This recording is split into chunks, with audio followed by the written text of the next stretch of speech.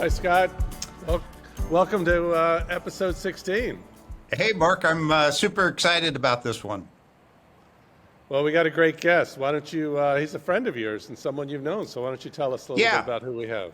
sure. We're getting back to my manufacturer roots, as you know, here, and we're interviewing my good friend and former boss, Victor Bulto, the U.S. president for Novartis. Victor, welcome to the show.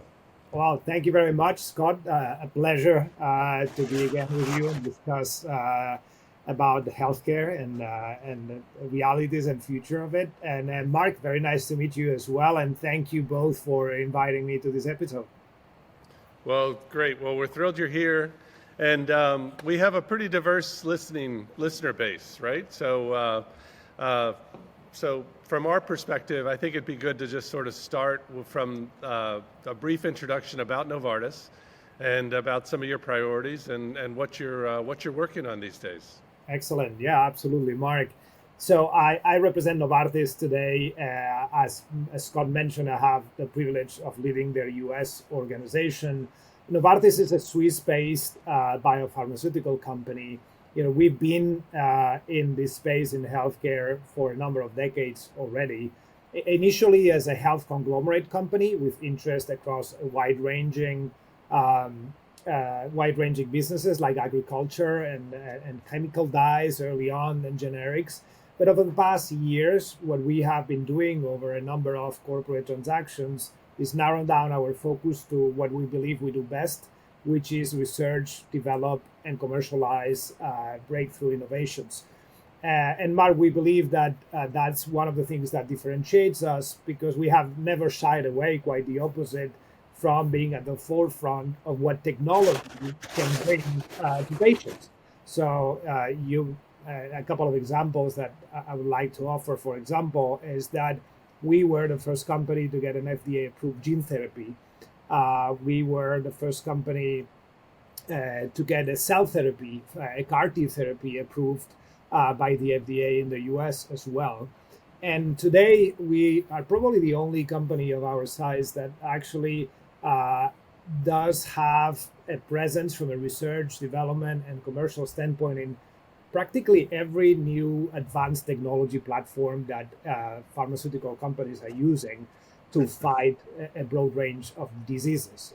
And that's, of course, your small molecules and biologic molecules, but also, you know, we are at the forefront of, as I mentioned, cell therapy, not only in cancer, but in immunology as well, at the forefront of gene therapies as well. And as of late, also in the RNA space, both with small interfering RNAs and antisense oligonucleotides, but also in the radioligand space, which is a new hot space as well in the cancer therapeutic space. So all in all, Mark, you know, as I mentioned, we're fueled by the passion to bring the science to patients, both starting in research, then moving to development. The way I like to think about this is that our researchers, you know, we really seek to understand pathways, understand the biology, understand the chemistry, and they turn all that knowledge into molecules that then our development colleagues hopefully turn into medicines once they're approved by the FDA. And then I lead the team in the US that then has the mission to take that FDA-approved drug into patient outcomes, both equitably and at scale. And I presume, like knowing Scott, that we will discuss a lot about, you know, the difference, you know, when years ago having an FDA approval was the end stage. And what I believe now is just halfway through a long journey to just make sure that our science impacts patients at scale. Yeah. Well, you guessed right, Victor. We're looking forward to getting your views on some of those things. So why don't we dive in?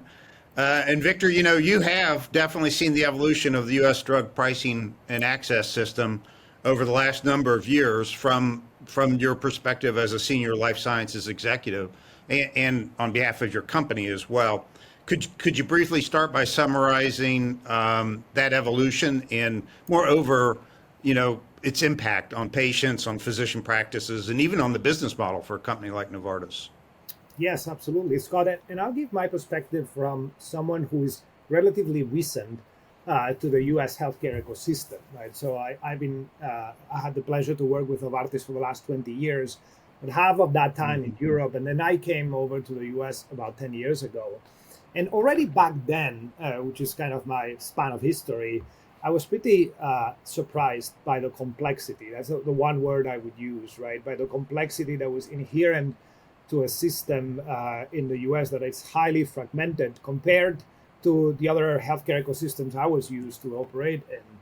And when I think about that complexity, Scott, one image that comes to mind that I use quite often is a picture I took of a very, very busy railroad like intersection. Right? And to me, that's kind of a good imagery to sum it up. I think, as I mentioned before, we are at a point in history where science is literally exploding. Right? If you see the amount of breakthrough innovation, the number of clinical trials that are running, it's at an all-time high. And I think if I had to predict, it will continue that way. And that is clashing right now with a system that is trying, I think, and I hope at its best, to digest all that innovation and make sure it's available to patients. But what we are seeing is, if I start, higher up in the hierarchy, what I've seen over the last 10 years get worse and worse in that complexity, first of all, is payer suppression, right? That's one of the main areas of concern that I have.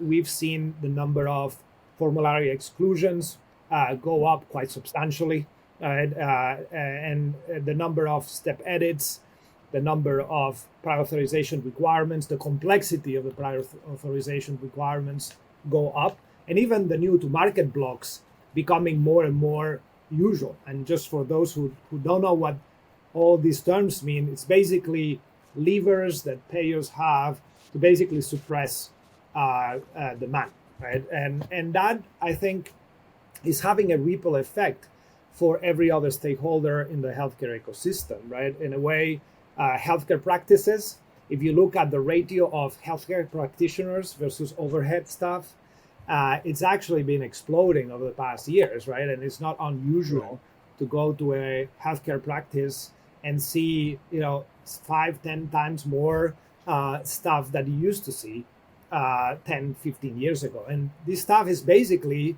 running prior authorizations, appeals, and just making sure patients can get their medicine at a decent copay.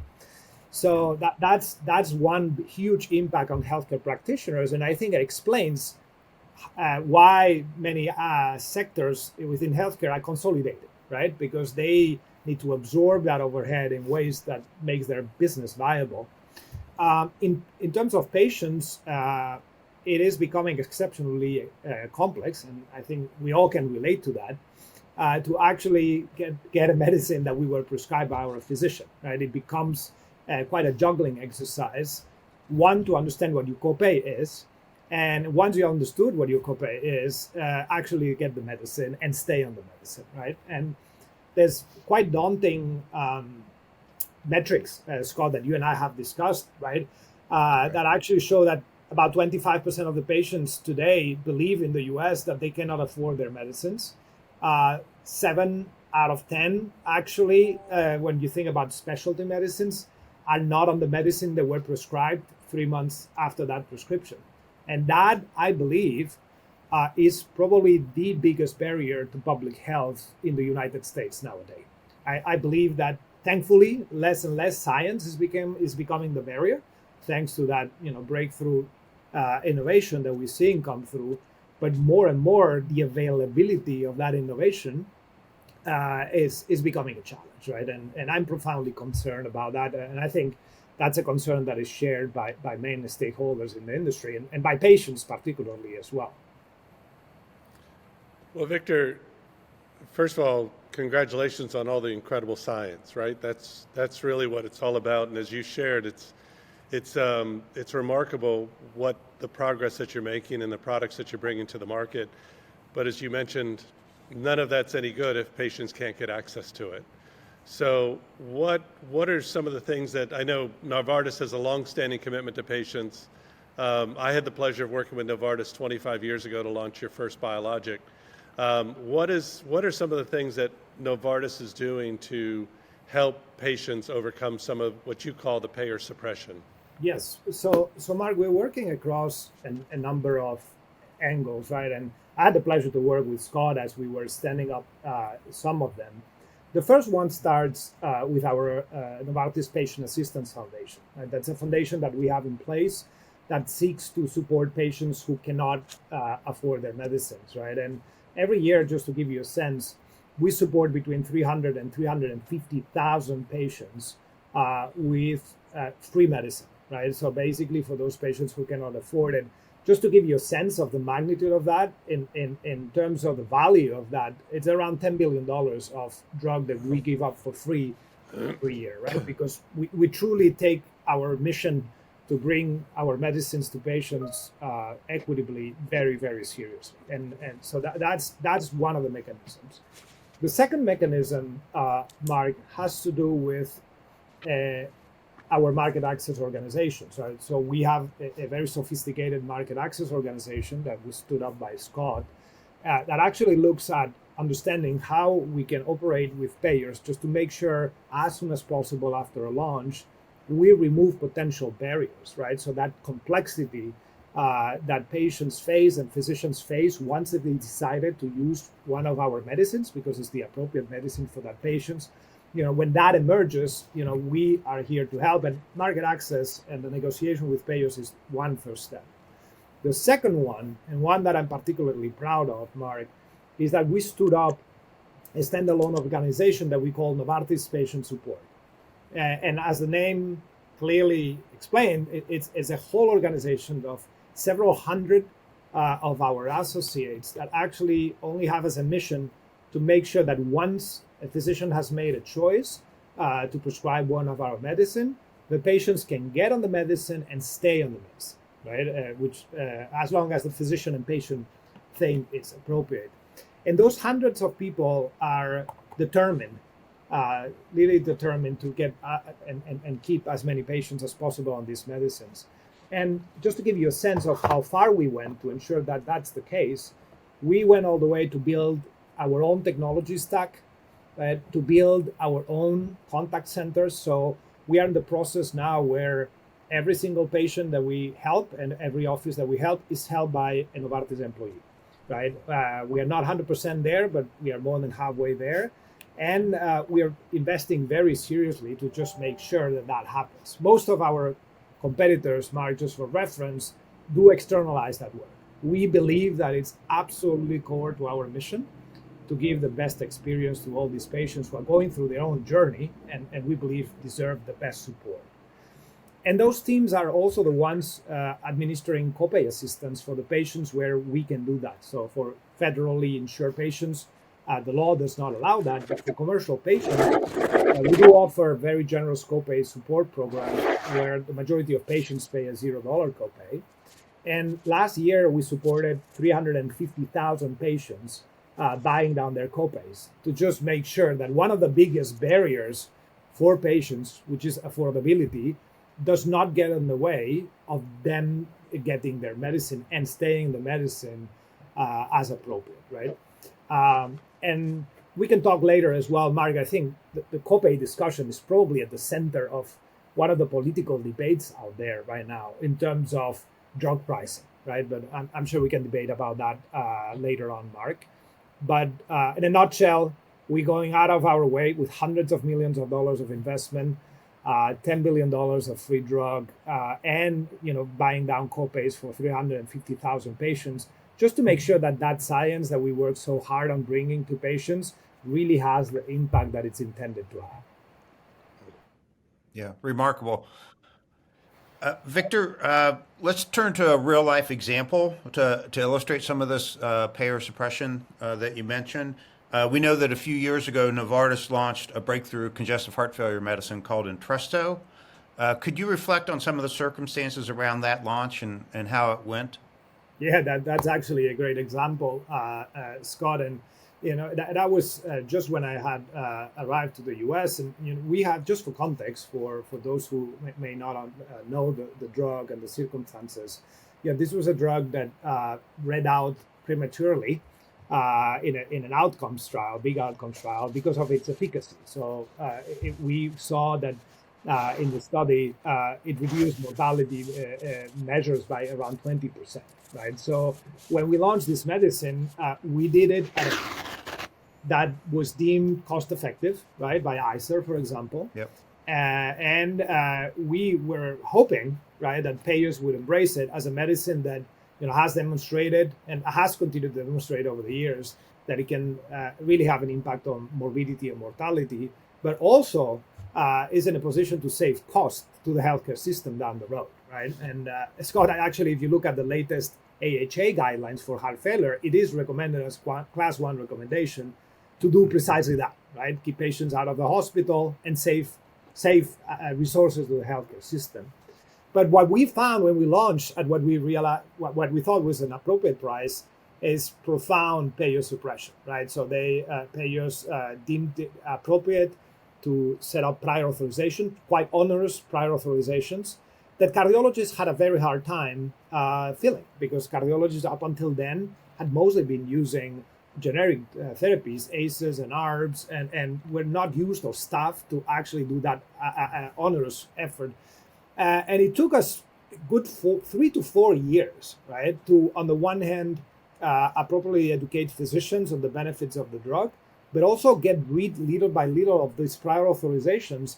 And what we saw is that as soon as a prior authorization was lifted, then we saw uptake in utilization. So we saw a very direct correlation between that simple bureaucratic step that may seem like a small process, but we have to remind ourselves that cardiologists are very busy practices, that these prior authorizations, believe it or not, are exchanged via fax, right? And that you need someone to write them and review them, and there's a huge back and forth.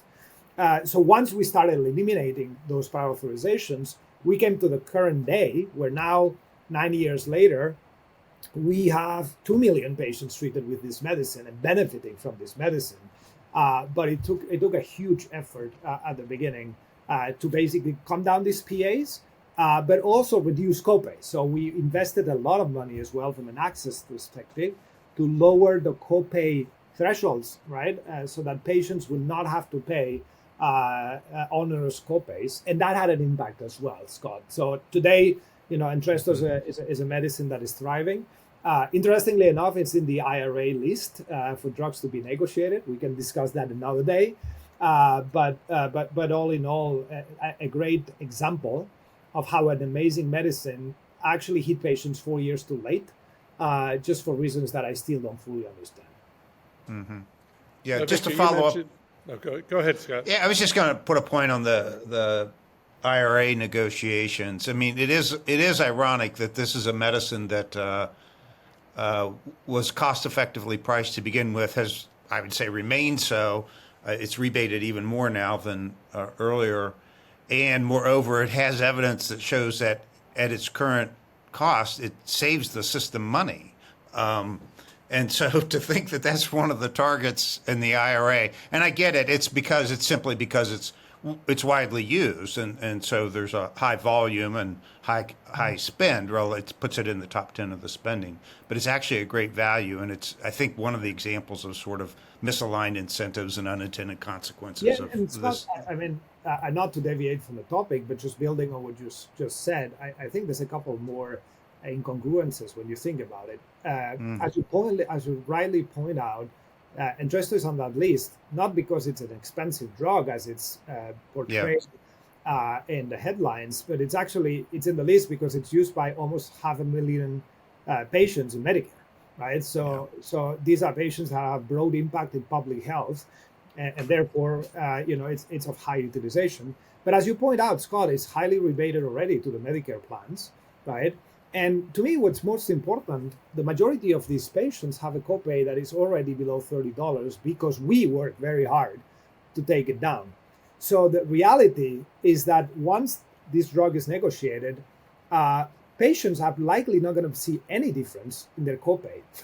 So when a patient goes to the pharmacy counter to get Entresto, contrary to what I think politicians have been touting, they will not see a significant difference in their ability to pay or not pay for Entresto. We did all that work over the past years. So I think there's other policies that we can discuss that I think would be way more effective if we want to ensure one broad impact in public health of these medicines, sustainability of the system, and most importantly, the perception of patients have of what an expensive medicine is or not, which is not linked to the price. I think it's worth discussing that, but it's rather linked to the copay they have to pay at the pharmacy counter. Right. Victor, if I could, you mentioned earlier that getting to the FDA approval used to be the goal, right? That was the goal line. But you mentioned earlier that that's just now the beginning, right? So now that there's a lot more work after FDA approval to get payer acceptance, especially in the US, how much does that, if I could go back into your drug development world, like how much does that change your business development, everything else that you're doing before you get to FDA approval? Yeah, that's an excellent question, Mark. It does change a lot, right? And I would say the way we like to think about it is we call it the research, development, commercial continuum, right? In the past, you could somehow develop in isolation a drug, hoping that if you hit the science well and you had great outcomes, the drug would be utilized broadly and fulfill its mission of impacting public health. The reality is that I wouldn't go as far as saying it's the beginning, but now the FDA mark is just half the way through. I mean, it's still very challenging to research and develop these medicines. But what we have to do now, and it's absolutely imperative, is make sure we have our market access practitioners, our patient support practitioners, our commercial practitioners in the markets in the US and other geographies work very closely with our drug development colleagues and our research colleagues to just understand what are the ways in which we should ideally develop a medicine so that it anticipates the potential headwinds payers will find, right? And make sure we can minimize them. And I'll give you an example, Mark. Sometimes, without getting too technical, the fact that a drug is an oral drug versus a injectable drug or versus a subcutaneous formulation can have profound impact on how it's actually routed through payers and how it's perceived and how it's actually suppressed. So right now we're becoming quite sophisticated at analyzing that. And now IRA and the provision that, for example, penalizes small molecules versus biologics in this Medicare negotiation we were talking about actually adds another layer of complexity, because right now we have to ask ourselves, one, what is the percentage of Medicare population that this drug will affect? Because we know our drug prices will be negotiated by Medicare. And the second one is it a biologic or is it a small molecule? Because we have a very different, time to negotiation in the market. Right. So we have to take all of those into account to just make sure not only we impact patients, but also that we get the returns to our investors that allow us and enable us to continue to invest all this money in research and development. So Mark, it is becoming way more complex, and it's becoming way more costly as well, right? So not only these technologies that we develop are more costly, but if you think about the post-FDA approval, we have to invest hundreds of millions of dollars in overcoming these barriers, right? So that these medicines are not only well known and understood, but actually can navigate all this friction. And Scott and Jamie Robinson did write an article, was it a couple of years ago, Scott, that actually analyzed the cost to the entire healthcare ecosystem of all this back and forth in the post-approval phase, right? And you guys, if I'm not mistaken, the number was around, was it 300 billion, Scott? It was, we couldn't count it all because there wasn't good information on a lot of it. It's a lot of this friction is hidden in the system. So we only counted things that were, reported on from good sources. And we got to $110 billion just on that at a time when total branded drug spend in the U.S. was a bit over $400 billion. So, up to a quarter or more. I think the real amount of money being spent is actually much higher because we couldn't find it all. But it is a remarkable expense for a system like this. Yeah, so Scott, I think, and Mark, what I find absolutely baffling, right, is that, as Scott said, out of $400 billion of total drug spend, the US is spending right now 25% in just fighting each other with this suppression, right? And because Right. that cost incorporates the cost for practices, the cost for patients, and the cost for us as manufacturers, right? I'd like to imagine that there's a better way to spend all that money, right? I'd like to Right. imagine that we could Yeah. solve or impact so many more lives than actually hiring more and more people to actually fight with each other in this war for access. And that's one of the policies that we are actually discussing actively on the Hill with the different policymakers when it comes to PBM reform, right? So we do believe there's an urgent need for PBM reform. For those who don't know, PBMs are pharmacy benefit managers, and they're kind of middlemen between us and the insurers. And initially, they were born to basically control drug spend. Now they're at the center of this utilization management, and in quite perverse ways, because their incentive or their revenue is linked to the price of medicines, right? Right. And therefore, the more expensive a medicine, the more revenue they extract. And to me, the worst thing when we go back to patient access is that although we give them on average a 50% rebate in the industry, so today the difference between the list prices that you see and the actual price a PBM pays for the medicine is 50% in the industry, right? And despite that, they hold their patients accountable for a copay calculated out of that artificial list price, right? So that's problem number one. And problem number two is that the more expensive the drug and the least price, the more money they make, right?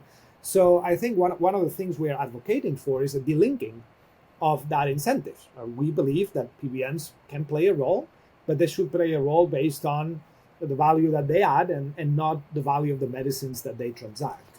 And I think that would have profound effects, Scott, in eliminating part of that fight or Yep. that friction there, but also hopefully taking down copays for patients, which I believe is absolutely key to basically tackle these current challenges that we have. Yeah. Yep. Well, given all this, Victor, it's certainly getting hard to succeed commercially as well in the U.S. And we know that outside the U.S., developed nations are paying less and less in most cases each year as well. And I know, one of the things that's on my mind and Mark's mind and our listeners' mind then is, what's the future of a sustainable financing model for the innovation in the industry? Could you comment on that? Yeah, no, absolutely, Scott. And maybe I'll start taking a little bit of a step back on this debate about the U.S. and ex-U.S., right? And having been someone who's worked and lived Hmm. across both sides of the pond, I would say the first thing I would like to address, and maybe a myth I like to debunk, is this fact that the prices and the impact on the healthcare systems is so different. Because actually, if you look at overall drug spend out of the total healthcare spend in the US, it's 14%. By the way, it has been at 14% for the last 10 years. So Right. everyone who says, well, the drug pricing or cost of drugs has exploded, actually it has kept pace with every other healthcare cost. So it's still 14%. And when you look at developed countries in Europe, for example, it is 14% as well, right? So it seems to be a pretty well established ratio that 14% of the cost is in drugs. And then when you adjust for not list prices but net prices in the US, where I mentioned is on average a 50% rebate, and then you adjust for GDP, which I think is a fair thing to do, right? I don't think you can expect that countries that have a much lower GDP per capita would pay the same price for their medicines. When you adjust for all these factors, it is not that different in terms of pricing as many lead us to think, right? So that's one thing I wanted to say. But Scott, where I fully agree with you is that we're seeing pressures in terms of net pricing ex-US as population ages and more innovation comes to market, the same way we're seeing it in the US, right? So that's a universal concern. And I think that the way, Scott, that we are addressing it is twofold. One, from our end, is just ensuring that we bring very meaningful innovation, right? So we bring medicines that fundamentally solve challenges that actually impact public health and healthcare cost in a very substantial way, so that we can reduce the rest of the 84% of healthcare spend, right? And ideally prevent it, right? Because I think we're still, in many cases, tackling it when it's too late. So working in more and more prevention, approaches, I think that will help with this debate. The second one, honestly, Scott, is can we reduce our cost base, right? Can, for example, AI in research contribute to reducing a little bit of that exceptionally high spend and risk that we run when we develop these programs?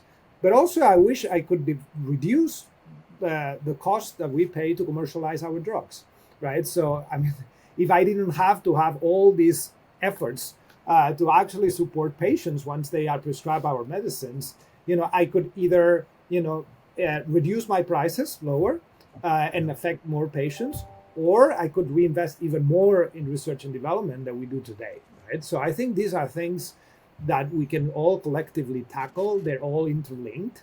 And I would say it's not a U.S. issue. It's a global issue that we all have to put our heads together and think how we can effectively tackle. Because I think there's one thing that unifies all stakeholders is like no one wants innovation to stop, right? The difference is that some, as they set up new policies, think that innovation will continue to flow no matter what, right? And the challenge is that we are heavily dependent on capital formation, right? We're heavily dependent on these investors who are willing us to give us, these funds to invest in very expensive and very risky endeavors that may or may not pay back 15 years, 20 years later, right? So, and that is an ecosystem that we need to protect if we want to ensure continued innovation in the healthcare space. Victor, if I could, just on that note, let me take that a step forward, because you mentioned earlier the number of clinical trials at a record pace. We've done other interviews where people have talked about the biotech century and what's ahead for the next 80 or 76 years in the century. And we also have a lot of patients who are still waiting for a treatment, still waiting for something to impact their disease. So what from your perspective are you excited about the future in terms of the science and what's ahead? Well, I think, Mark, there's a lot to be excited about, right? As I mentioned, I think when you look at, let's take cancer, for example, right? So cancer is certainly something that is top of mind where there's still tremendous unmet need. But when you look at the technologies that are available today that were not available 5 years ago, right, it's actually pretty mind-blowing. There's proteins that were considered undruggable 5 years ago, and now we're seeing more and more molecular glues, targeted protein degradation. We're seeing technologies that we couldn't have even imagined that will allow us to tackle some of these challenges. One of the areas where, as Novartis, we have a very strong investment on is what we call radioligand therapies, for example, Mark. And these are molecules that are a hybrid between a targeted therapy that identifies differentially cancer cells versus healthy cells, and then has on the other side, if you think about a two arms molecule, have on the other side a radioactive element that actually kills that cancer cell by using radiation, right? So that has become a nascent field, a very exciting field that we believe has tremendous potential to address cancer in the future. The same would apply, for example, to cell therapies, right? So cell therapies, CAR Ts, were initially utilized just for hematological malignancies, right? With remarkable efficacy in many cases in the later lines of therapy.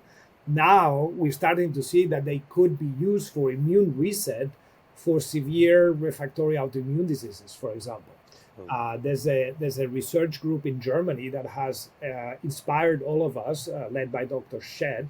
He's been treating lupus patients that were in late stages And these patients have been now in 2 to 3 years of complete remission with a single treatment of a CAR T therapy. So I think we're seeing exceptional advances, and I would say across the board, Mark. Right? So I've mentioned these examples in cancer and autoimmune diseases. I would mention the rise of small interfering RNAs as well and antisense oligonucleotides. Right? These are therapies that allow for very targeted intervention and the avoidance of the creation of certain proteins, right, that can have deleterious effects. In the past, we used to concentrate our efforts in inhibiting those proteins once they were already present. That's always an incomplete effect. Now what we do is interfere with the RNA of that protein and avoid the formation of those proteins.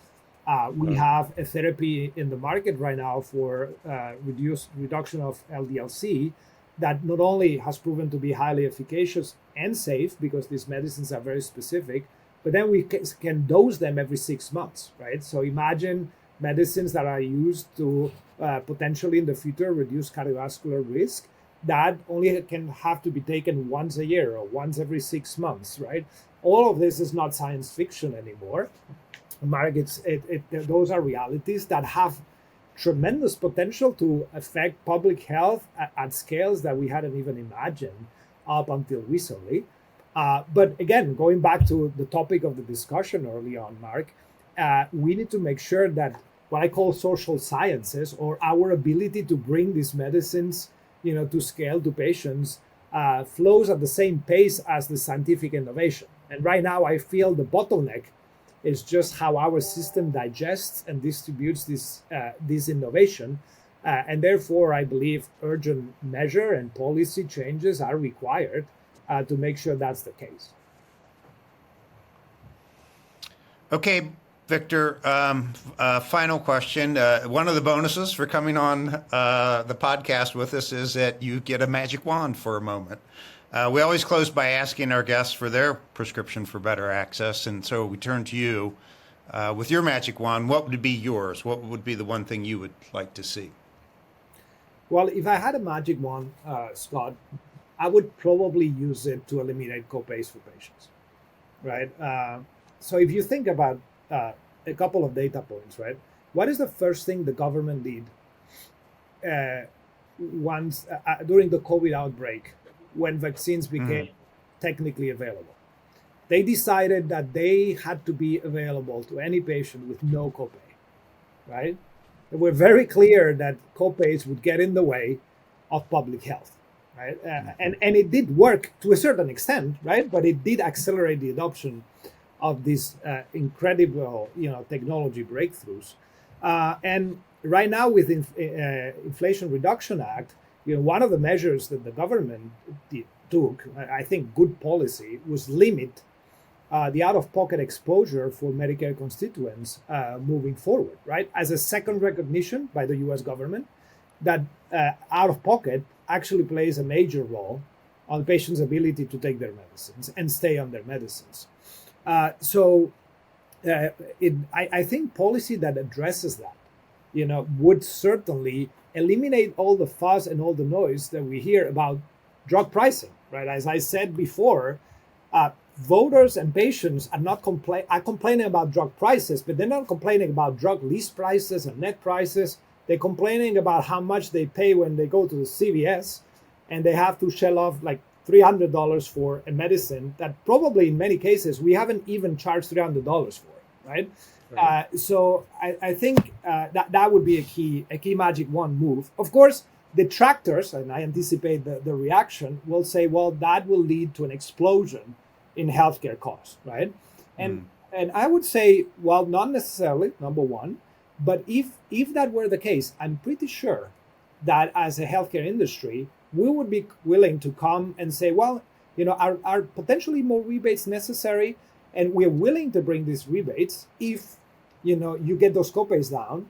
And if you get that utilization management we discussed lower. And that's a principle I learned from you, Scott, right? That's the principle of, better access can be driven by, better prices. We're ready to do that. There's nothing more I want, Scott, to make sure that every patient who can benefit from one of our medicines actually does benefit from them.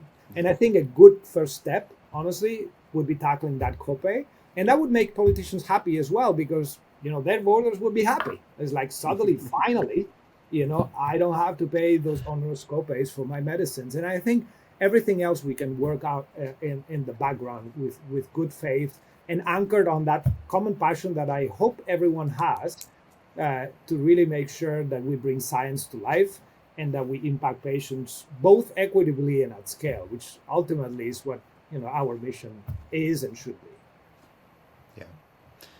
Yep. Well said, Victor. I hope you get that magic wand. And thank you so much for joining us today. It's been great seeing and speaking with you. Absolutely. My pleasure, Scott and Mark. It's been absolutely a delight, and I hope we can continue this journey together. Well, thank you, Victor. Thank you for joining us. And you get the pleasure of hearing the reaction and the perspectives of both Scott and I as we sort of summarize some of the key lessons learned. Scott, you want to go first? Or you want me No, to I think you should take the first crack, Mark. Okay, I'm gonna start off with some of the key themes, which is that first of all, it's all about the science, and I am so proud that I've had a career that's aligned with the manufacturers, because I feel like at the end of the day, Victor may not know this, but my partner Bob Dressing, was the father of patient assistance programs back in the 1980s.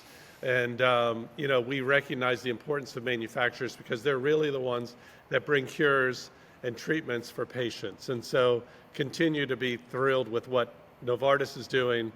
And I've had the pleasure of working with them over the past 25 years. The second thing is just what I'm thrilled that Victor wasn't afraid to talk about it generally, but he talked about specifics in the commitment that manufacturers make to patients, like $10 billion of patient assistance, 350,000 patients that are helped for copay. These are real things that make a difference. Everybody talks about drug prices without realizing that manufacturers are still the safety net. They're still the ones who are doing what they can do. I think the other key thing is that we see the themes of the war of access. He calls it payer suppression. Jamie Robinson called it the war of all against all, and that has to continue. And I just want to point out something that I don't think people realize or talk about enough, and that is that why are drug prices, which again the drug costs are 14% of healthcare spending, why are they the target when there's 86% of the other spending that's out there? And the reason is because, Scott, you and I have been doing this long enough in the United States to know drugs really are the first where there was a computer system that allowed you to pull out a card, 20 years ago and go to a pharmacy to get it. Like they always say in business, the chance to impact something starts with the ability to measure something. And in this country, we've had the ability to measure drug spending, drug cost by drug down to the doctor level for 20 some years. And we don't have that same luxury on the other 86% of dollars that are spent in the US. And so for me, it's you and I both know that we've been frustrated about the attack on the drug industry. And I think that at the end of the day, we're gonna kill the golden goose if we continue to go after them, because they really are the continued source of innovation and progress and treatments. And we never want to get to the point where we close the medicine cabinet that we have in this country. That would be unfortunate, because there's so much that we can do and so many patients who still need help. Yeah, great points, Mark. So for me, first and foremost, it was just a great reminder for me why I enjoyed so much working at Novartis and specifically working for Victor. It's a remarkable company, and Victor's a remarkable leader. We're lucky to get a chance to talk with him today. I'm inspired by the commitment, the real, very specific commitments, as you pointed out, Mark, to supporting patients that Novartis is making. And I'm also inspired by the commitment and the advances in the science as well. It really is just breathtaking. And the irony that that's all occurring at the time when the access has never been harder is certainly not lost on me. A couple of smaller points. I love the language about working the continuum of research and development and commercialization and thinking about them that way inside a company. 5 years ago, companies would not have been thinking and talking about things that way. And I think that's a great step forward. And certainly I think that I'm a big supporter of that kind of integrated view in bringing science to patients.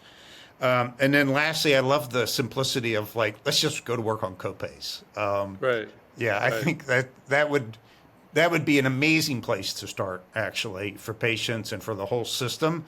And I think and it would be popular. And if we could, as a society, if we could show some success there, we could get some spillover into other areas. And I am a big believer that the industry is ready for a change of less friction, less waste associated with that, and more ability for patients who need the medicines to be able to use them, and a willingness to exchange, to lower prices to enable that to happen. We just need some people that have the courage to work together to figure out how to do that. So anyway, lots of great fun things for me to think about here. Well, no, absolutely. And that's why we have this podcast, right? To not only to educate our listeners, but also to advocate for changes. Yeah. And hopefully we can all, be that effort or begin to push and move that effort forward. And so with that, we appreciate Victor. Thank you so much for joining us today. Thank you for giving us the perspective from a manufacturer that's so important to what we're all doing. So thank you for being here. And thank you also to my partner, Scott Howe, for being an incredible co-host. And we get to wrap up episode 16 by saying also that some of the key things that Victor mentioned will be included in the show notes. And if you have any questions or comments for Scott and I, or ideas on future episodes, please email us at comments@prescriptionforbetterAccess.com. And with that, thank you. Thank you again, Victor. Thank you, Scott. Thank you. Thanks, Mark.